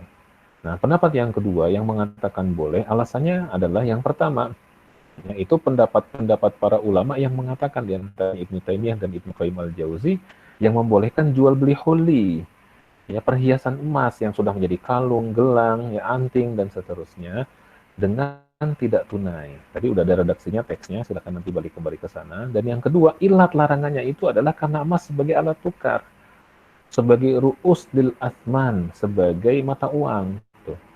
Kalau dia sudah keluar dari mata uang sebagaimana untuk huli perhiasan, maka boleh. Yang ketiga, secara realita, emas sekarang ini, ya khususnya di Indonesia dan beberapa negara yang mayoritas negara di dunia, itu memang tidak lagi menjadikan emas sebagai alat tukar. Ya, secara realita, secara urusnya gitu. Kita kan nggak ada sekarang jual beli pakai emas gitu, nggak ada gitu ya. Mungkin kalaupun ada hanya di komunitas-komunitas tertentu dan sangat terbatas gitu ya. Nah, kalau memang ada komunitas yang melakukan itu, berarti di komunitas itu hukumnya menjadi haram, tidak boleh dengan cicil ya. Tapi hanya di komunitas itu saja, sementara mayoritas kita karena seluruhnya tidak mengakui emas sebagai alat tukar, maka berarti boleh ya. Karena dalam kaidah itu disebutkan lil aksari hukmul kulli ya, untuk mayoritas diambil hukum generalitas gitu ya. Nah, kemudian yang terakhir adalah secara regulasi emas tidak diakui sebagai alat tukar di Indonesia. Jadi di Indonesia regulasi, saya lupa ketentuan dari OJK-nya itu ya, bahwa di Indonesia emas tidak diakui sebagai alat tukar gitu ya. Kira-kira begitu. Baik, teman-teman sekalian, ini kira-kira ya bisa di next ya. Terakhir adalah ini fatwa DSN MUI nomor 77. Oleh karena itu, Dewan Syariah Nasional Majelis Ulama Indonesia menjembatani masyarakat ya, memilih pendapat yang lebih maslahat kepada masyarakat ya, bahwa melihat urus realitas yang ada, melihat regulasi yang ada ya, kemudian kenyataan yang ada bahwa emas sekarang sudah tidak lagi menjadi saman alat tukar, tapi sekarang menjadi sil'ah ataupun menjadi komoditas, maka dia hukumnya sama dengan komoditas-komoditas yang lainnya, tidak berbeda. Ya, maka Dewan Syariah Nasional Majelis Ulama Indonesia dalam fatwa nomor 77 tahun 2010 mengatakan tentang hukum jual beli emas tidak tunai ya, baik melalui jual beli biasa ataupun jual beli murabahah, maka hukumnya boleh, mubah, jaiz, selama emas tidak menjadi alat tukar yang resmi. Kalau umpamanya negara memutuskan gitu kan, Ibu Sri Mulyani memutuskan besok emas resmi menjadi mata uang kita, maka otomatis hukum jual beli emas secara tidak tunai menjadi tidak boleh. Oke ya. Nah, tapi ada ketentuan dan batasan dua bit wal hududnya. Yang pertama adalah harga jual atau thaman ya. ketika kita bertransaksi jual beli emas secara cicil, ketika kita akad tidak boleh bertambah. Misalnya kita datang ke bank syariah mau beli emas 10 gram gitu kan, dicicil selama 12 bulan gitu ya. Maka harganya adalah harga hari ini gitu ya, atau harga pada saat akad. Nanti ketika kita nyicil harga tidak boleh berubah gitu. Oke. Yang kedua, emas yang dibeli dengan pembayaran tidak tunai boleh dijadikan jaminan. Bank boleh menjadikan itu sebagai kolateralnya, sebagai jaminannya. Selama belum lunas, maka tidak boleh kita pegang. Itu disimpan di bank. Nanti begitu lunas, baru diberikan kepada kita. Dan yang ketiga, emas yang dijadikan jaminan, sebagaimana dimaksud pada angka 2, tidak boleh diperjualbelikan atau dijadikan objek akad lain yang menyebabkan perpindahan kepemilikan. Jadi harus dituntaskan dulu akad yang ini selesai, baru kemudian bisa dijaminkan atau dijadikan objek untuk akad yang lain. Nah, Dewan Syariah Nasional Majelis Ulama Indonesia memilih opsi yang membolehkan jual beli emas tidak secara tunai, dan saya secara pribadi juga melihat bahwa ini merupakan pendapat yang paling bijak, yang paling tepat ya dalam konteks kehidupan kita sekarang. Meskipun secara pribadi saya juga menghargai ya pendapat yang mengatakan tidak membolehkan gitu ya dengan argumen tadi, karena memang dalam kitab-kitab fikih besar pun perdebatan ini terjadi, dan ulama mereka saling menghargai saja kok ya. Jangan tidak menyalahkan gitu kan. Kadang-kadang kan ada bahasa yang maaf ya agak kurang enak ya. Sepanjang sejarah dunia baru sekarang ada nih Dewan Syariah Nasional Majelis Ulama Indonesia yang membolehkan jual cicil emas nih, berani melanggar. Wah, jadi apa nggak bagus juga seperti itu. Atau sebaliknya ada juga mungkin yang mengatakan wah nih pendapat ini nih pendapat kuno ini gitu ya. Jadi tidak juga tidak boleh juga mengeluarkan pendapat yang kira-kira seperti itu. Jadi saling menghargai, dan kalau ditanya yang otoritas berhak mengeluarkan fatwa di Indonesia ya Majelis Ulama Indonesia, dalam hal ini kalau untuk masalah muamalah ya Dewan Syariah Nasional Majelis Ulama Indonesia. Tapi kalaupun berbeda tidak mengapa selama tidak saling menyalahkan dan tidak saling menyudutkan satu dengan yang lainnya. Wallahu a'lam bishawab, mudah-mudahan ada manfaatnya. Barangkali ini yang bisa saya sampaikan. Assalamualaikum warahmatullahi wabarakatuh. Waalaikumsalam warahmatullahi wabarakatuh. Terima kasih banyak. Jazakallahu khairan, Pak Rizka atas materinya yang luar biasa. Baiklah, monggo teman-teman, kita memiliki sesi tanya jawab. Buat teman-teman yang memiliki pertanyaan pada Pak Rizka, saya persilakan untuk open mic dan langsung berbicara, atau silakan menuliskan pertanyaannya di dalam kolom chat yang tersedia.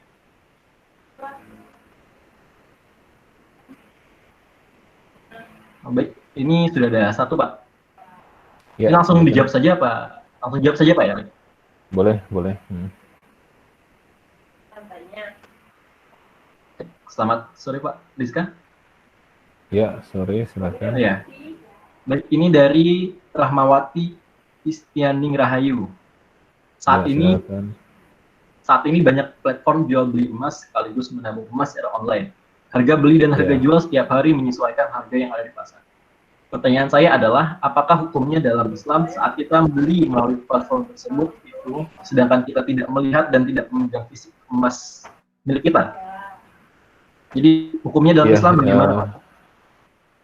Oh ya, ini bagus sekali pertanyaan Rahmawati ya terkait dengan jual beli emas secara online di beberapa platform penyedia emas secara online gitu ya, yang harganya mengikuti harga emas pada hari tersebut sesuai dengan harga pasaran.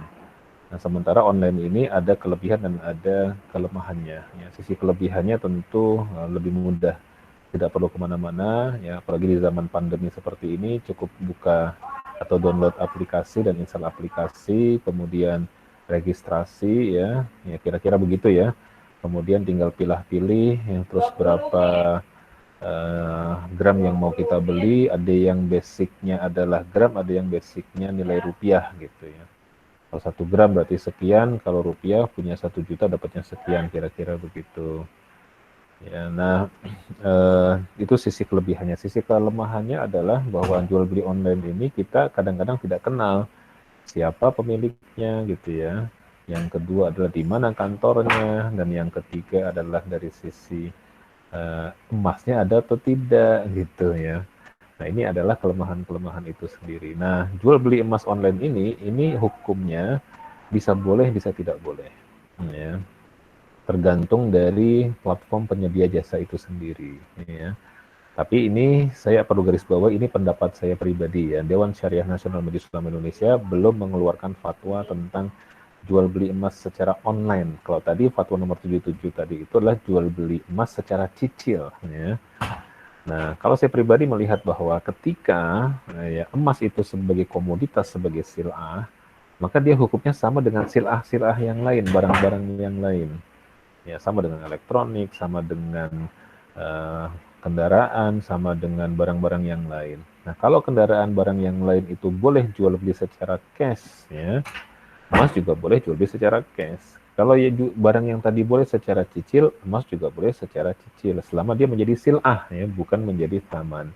Termasuk ketika yang lain boleh diperjualbelikan secara online, ya. Menurut pendapat saya pribadi, emas juga boleh diperjualbelikan secara online dengan syarat. Gitu. Apa syaratnya? Betul-betul bahwa kita tahu persis bahwa emasnya itu ada, real. Ya bukan hanya pencatatannya saja, ya. Nah, ketika umpamanya emas itu kan, setahu saya kalau emas yang lantakan atau batangan itu, entah yang diterbitkan oleh, kalau yang terkenal kan saya kenalnya hanya Antam aja, tapi beberapa yang lain kan juga banyak tuh penyedia emas lantakan itu kan ada nomor seri-serinya tuh gitu ya. Selama umpamanya dia nih dijual emas yang 1 gram ini nomor serinya sekian, kan nomor seri itu kan antara emas 1 gram yang ini dengan emas 1 gram yang lain kan nomor serinya berbeda-beda, sertifikatnya kan berbeda-beda. Jadi selama emasnya itu bisa teridentifikasi, barangnya jelas, ada ya, bisa difoto kelihatan sertifikatnya ada gitu ya, bisa dipertanggungjawabkan, penyedia jasa platformnya itu terpercaya gitu ya.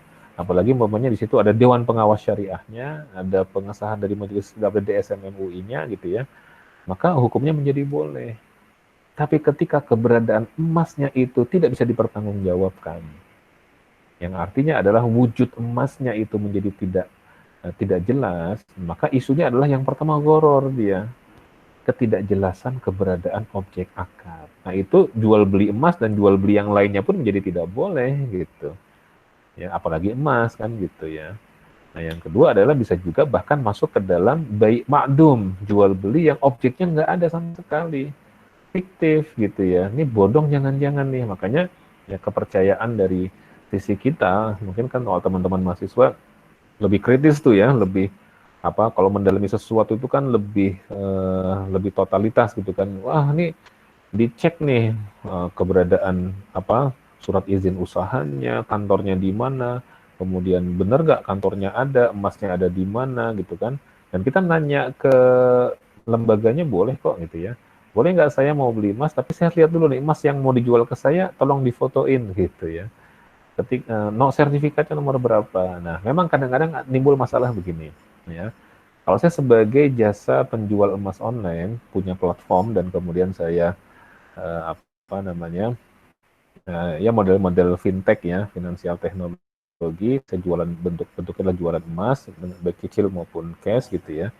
Itu biasanya saya tidak membeli emas dalam bentuk gram-gram kecil. Saya biasanya bikin target, 1 bulan ini saya mau jual 100 kilo gitu ya umpamanya. Maka saya membelinya ke Antam 100 kilo.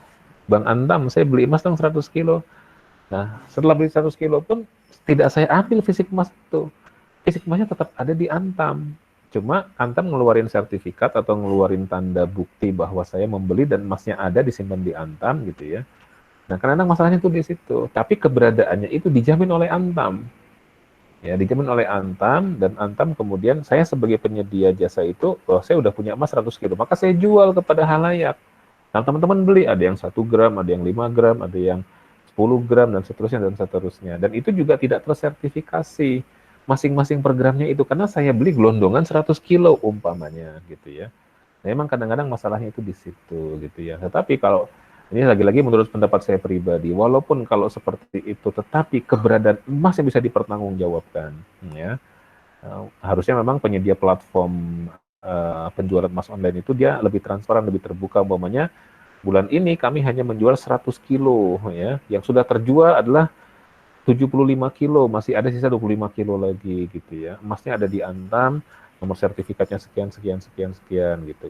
Jadi kayak open apa namanya kalau sering di ya open order atau apalah gitu ya istilahnya. Nah, kalau seperti itu menurut saya itu lebih aman, lebih boleh. Tapi kalau di emasnya tidak teridentifikasi, nggak jelas, apalagi belum ada, ya maka ini bisa terjebak kepada gharar, bahkan kepada bai' ma'dum, ya jual beli yang tidak ada objek barangnya, dan kalau itu sudah pasti ada pelanggaran syariahnya dan sebaiknya dihindari. Kira-kira seperti itu. Wallahu a'lam bishawab.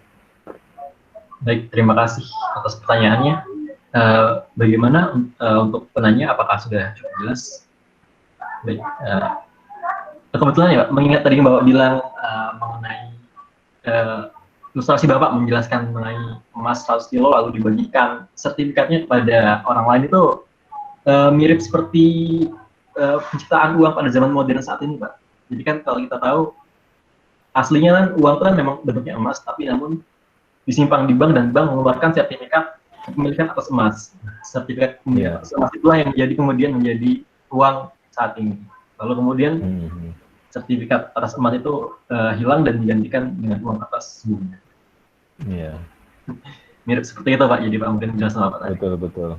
Cuma memang mungkin nanti teman-teman perlu perdalami sekarang itu apakah memang masih berlaku seperti itu ya atau tidak ada emasnya tapi pemerintah memberikan garansi gitu bahwa nilai 100.000 yang dikeluarkan atau 75.000 kemarin yang baru itu digaransi oleh pemerintah dia punya nilai senilai itu gitu ya. Mungkin itu ranahnya teman-teman yang lebih paham ya. Ya baik Pak. Kita lanjut kembali ya kalau gitu.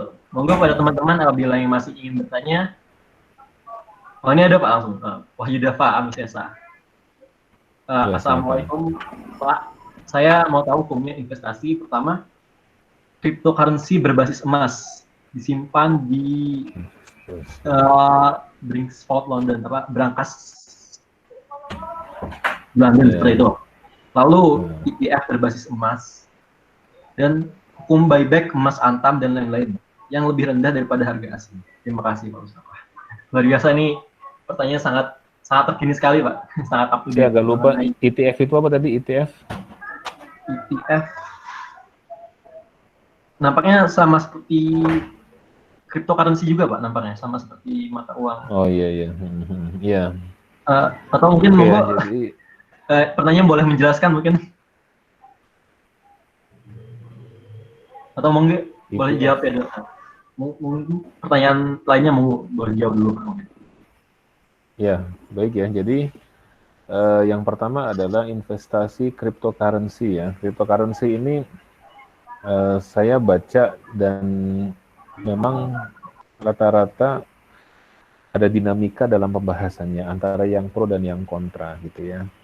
Kalau yang pro artinya yang membolehkan itu di antara argumentasinya adalah bahwa cryptocurrency itu sebenarnya mata uang ya. Sebenarnya mata uang, tetapi ya bagi yang tidak membolehkan itu mengatakan betul dia mata uang, tapi tidak ada yang menjamin. Ya. Jadi kalau yang membolehkan itu mengatakan dia adalah mata uang, ya. Kalau tidak membolehkan mengatakan itu tidak ada yang menjamin. Yang membolehkan itu mengatakan juga emang mata uang sekarang yang ada itu walaupun dijamin pemerintah ada underlying-nya gitu. Seperti tadi kan diskusi kita di awal ya. Ada dasar emasnya nggak ada. Nah, cryptocurrency juga nggak ada sama. Bahkan tadi pertanyaan yang tadi disampaikan itu bahkan ada cryptocurrency yang berbasis emas gitu, yang disimpan di London dan seterusnya. Meskipun ini ranahnya ranah yang agak sulit ya menurut saya untuk mengecek kebenaran dan keabsahannya gitu ya. Kadang-kadang yang di Indonesia aja kita susah, apalagi yang sampai disimpan di London dan seterusnya dan itu tingkat gharar-nya lebih tinggi gitu ya. Nah, ya. Saya ya meskipun dari banyak diskusinya saya pernah membaca dan pernah menjembatani juga beberapa teman antara yang pro dan yang kontra gitu ya. Tapi intinya adalah kalau menurut saya itu dari cryptocurrency itu fluktuatifnya terlalu tidak karuan gitu ya. Naik sangat tinggi, turun sangat rendah gitu ya. Sehingga dulu saya punya ada jamaah yang tanya ke saya, Ustadz saya dulu beli satu cryptocurrency harganya berapa gitu ya, sekarang udah berapa juta gitu per kepingnya gitu ya. Dan itu hanya dalam waktu yang sangat singkat dan seterusnya. Ya. Jadi kalau menurut saya, ya baiknya cryptocurrency ini kita hindari ya, karena dalam kaidah itu dikatakan al-khuruju minal khilaf aula ya. Jadi keluar dari khilaf ini kan ranahnya ranah masih abu-abu nih kalau menurut saya ya. Ada sebagian komunitas yang mengakui, tapi nggak ada yang menggaransi. Kalau rupiah, Pak, ya, atau dolar atau apa, ada negara yang secara otoritasnya dia menggaransi itu, gitu. Walaupun nilainya ada penurunan pasti, ya, namanya kertas, gitu ya, namanya juga fluktuatif naik turun tingkat ekonomi, dia pasti fluktuatif, tapi ada yang menjamin gitu dan diakui secara regulasi dan dalam Islam itu hukmul hakim yarfa'ul khilaf. Jadi keputusan hakim terhadap satu perkara itu dia menghilangkan segala perdebatan yang terjadi gitu ya. Jadi kalau menurut saya cryptocurrency antara yang membolehkan punya argumentasi, yang tidak memperbolehkan juga punya argumentasi. Tapi dari berbagai macam sisi saya melihatnya ini fluktuatifnya sangat tinggi sehingga menimbulkan horor yang bahkan karena fluktuatif yang sangat tinggi ini tidak menutup kemungkinan itu akan terjerumus kepada maisir, kepada gambling dan seterusnya.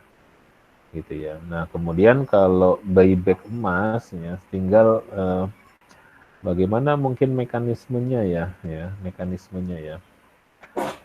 mekanismenya kalau umpamanya saya membeli emas dari Antam gitu ya, 100 gram. Harganya mungkin 2 bulan yang lalu masih 900.000.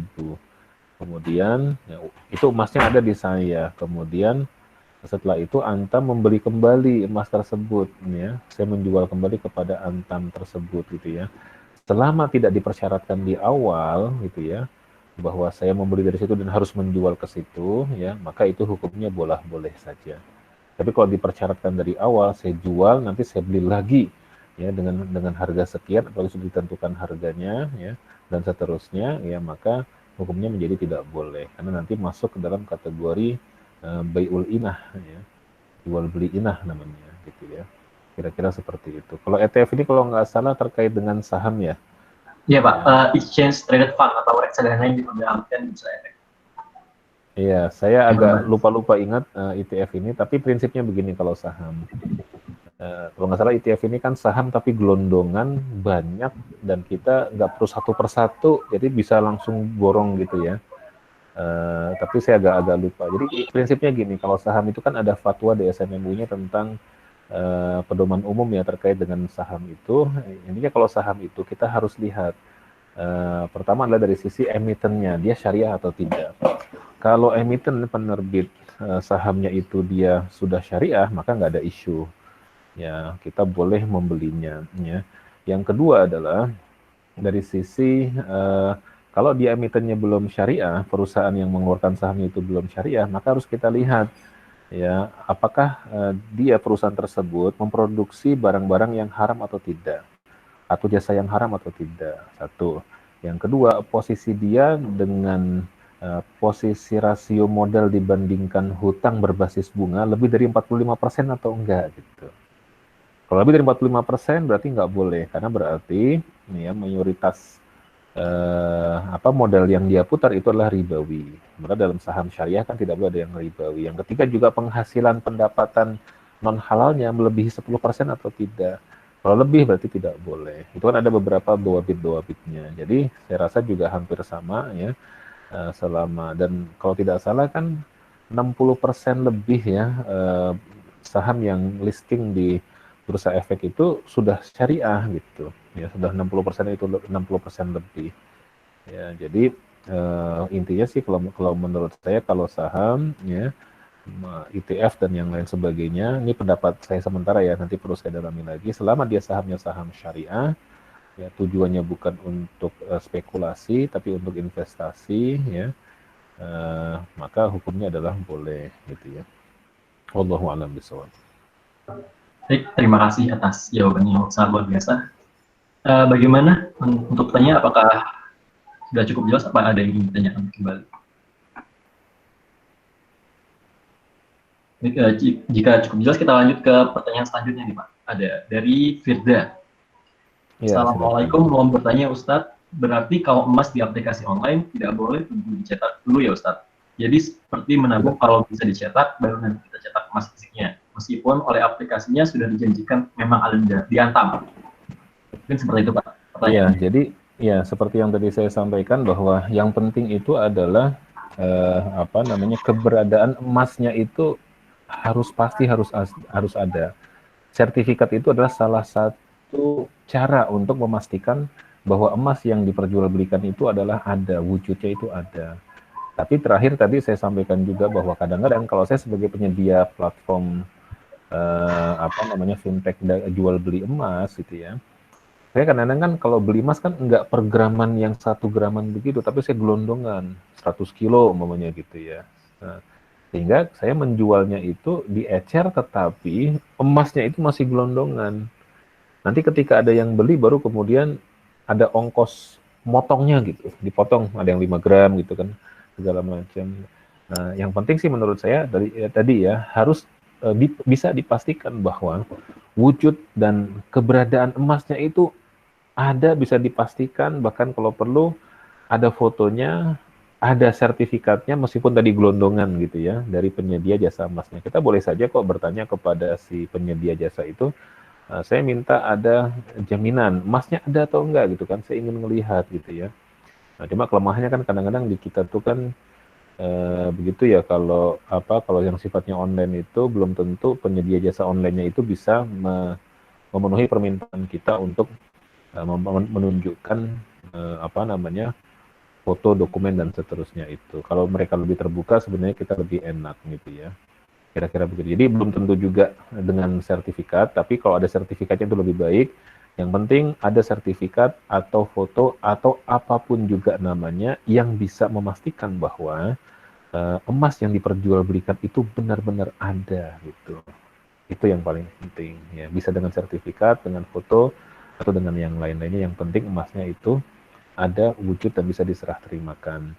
Nah, kalau nanti umpamanya kita mau, boleh saya ambil deh emasnya sekarang, nah, ada biaya cetaknya gitu ya, atau biaya kalau biaya kirim kan ongkir udah wajar ya, ada biaya cetaknya karena dia tadi emasnya gelondongan, dia harus dipotong 1 gram atau 5 gram atau 10 gram atau 25 gram, ya itu sesuatu yang wajar selama biaya itu disepakati di awal, jelas biayanya gitu. Jangan kemudian pas kita mau biayanya nggak jelas, pas kita mau tarik, mau cetak, ternyata biayanya tidak wajar. Nah, itu juga nggak boleh.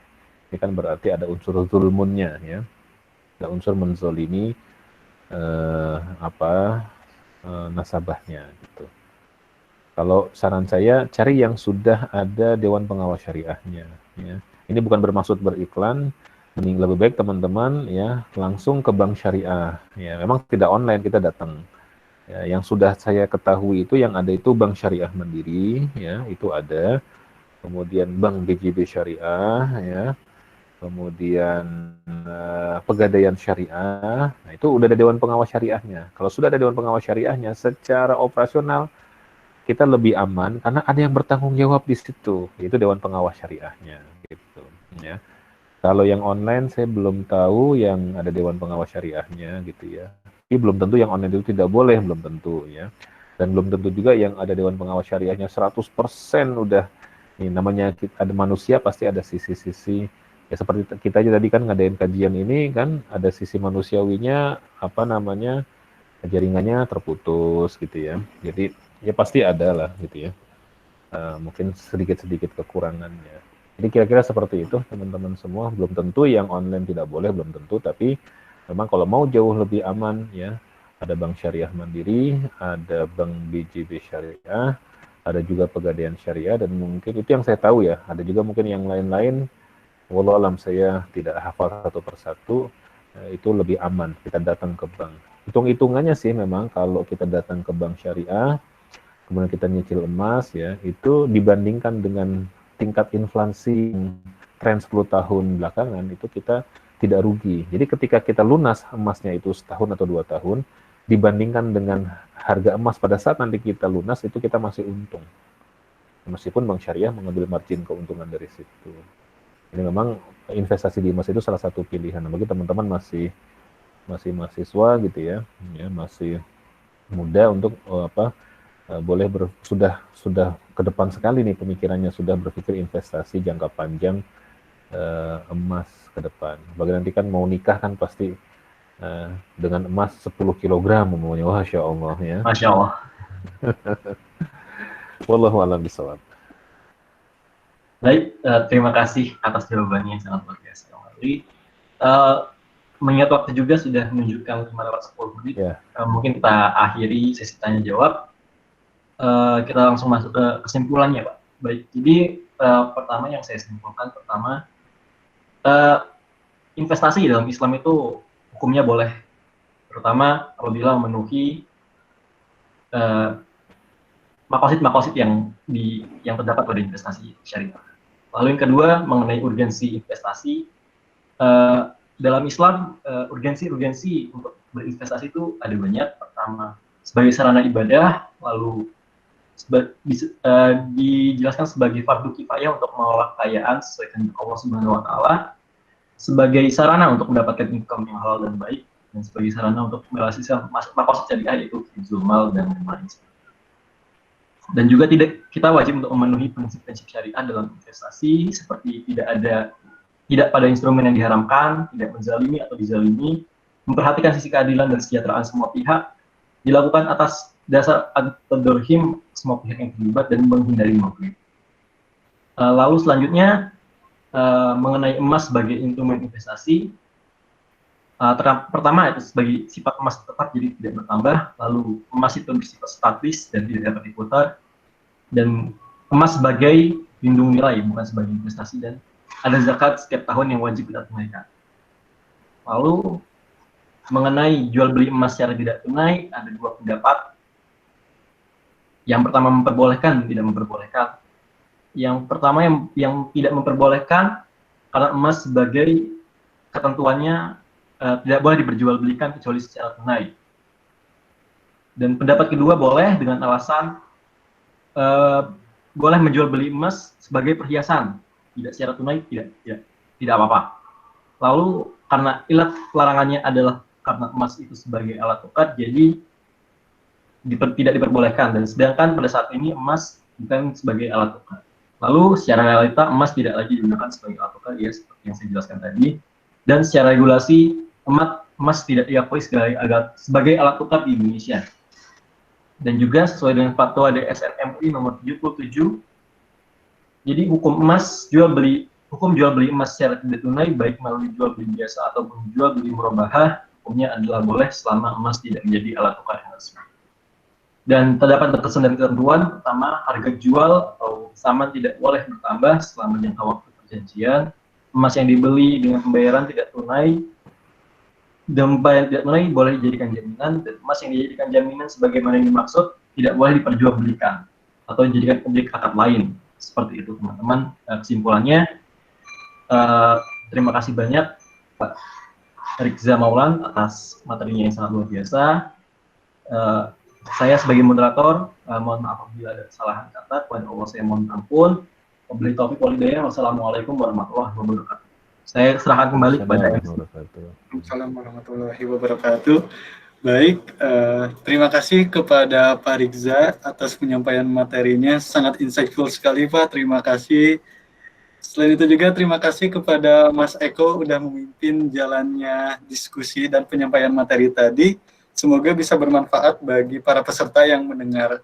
Kan kalau misalnya kata Mas Reza tadi bisa memantik kita untuk semakin terus belajar gitu. Nah sekarang selanjutnya itu adalah teman-teman para peserta dimohon untuk melihat kolom chat yang mana di situ ada link presensi. Nah link presensinya itu harus teman-teman isi untuk mendapatkan sertifikat dari KFM kali ini gitu. Jadi monggo teman-teman bisa dicek linknya. Nah sambil mengisi mungkin bisa dilanjutkan dengan foto bersama, nanti bakal ada yang mimpin fotonya. Nah bagi teman-teman peserta bisa banget untuk on cam kita foto bersama.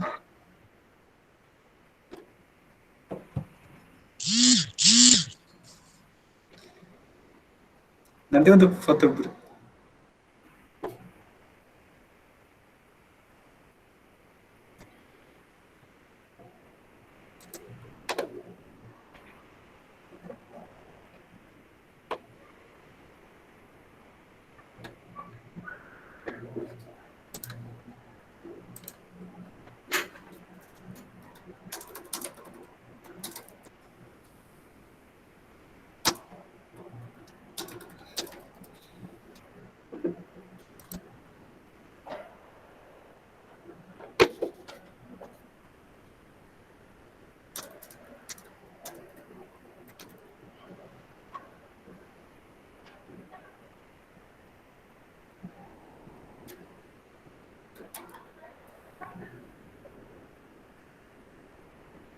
Monggo bisa dipimpin untuk foto bersamanya.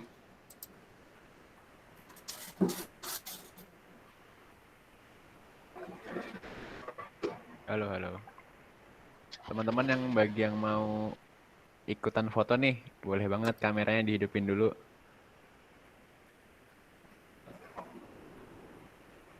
Kira ya. Oke. 3, 2, 1. Saya lagi 3, 2, 1.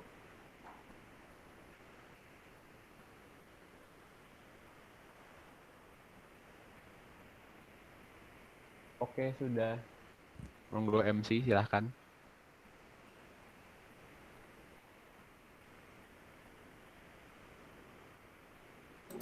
Baik, terima kasih Abi. Nah, sekali lagi saya mengingatkan untuk teman-teman bisa ya cek kolom chat itu untuk misi presensinya. Soalnya itu menjadi prasyarat teman-teman untuk mendapatkan sertifikat. Baik, karena kita sudah berada di penghujung acara, saya selaku MC mohon maaf jika selama memimpin acara ini ada kata-kata yang salah atau sebagainya. Oh ya, sebelum itu saya mau mengingatkan bahwa nanti notulensi dan sertifikatnya akan dikirimkan via email gitu. Nanti teman-teman tunggu aja gitu. Oke, karena sudah jam segini, saya tutup acara ini. Wassalamualaikum warahmatullahi wabarakatuh. Terima kasih semuanya. Terima kasih, mohon izin. Terima kasih banyak Pak Rizka. Terima kasih. Iya, sama-sama. Terima kasih banyak teman-teman yang lain. Terima kasih juga Mas Eko. Siap. Sama-sama. Sukses terus KKI. Siap Mas.